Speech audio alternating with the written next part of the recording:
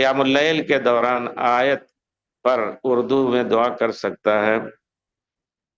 اصل میں ایسا ہے کہ میں بہت ڈھونڈ رہا تھا اس کو، لیکن جہاں تک مجھے، بلکہ علماء نے کہیں مجھے ایک حسن بصری کی ایک روایت ملی کہ انہوں نے کسی کو فتویٰ دیا، کہا کہ نہیں، دعا کرنا ہے نماز میں تو اللہ عربی زبان میں، اور وہ بھی خاص دعائیں یاد کر لو۔ اب مثلا ربنا آتنا فی الدنیا حسنہ، اور آپ اگر دل میں کم سے کم اتنا کہہ لیں، لیکن زبان سے نہ کہیں کہ اللہ تعالیٰ ہمیں جہنم سے بچا، جہنم کا ذکر آیا، اللہ تعالیٰ جنت دے، لیکن اردو میں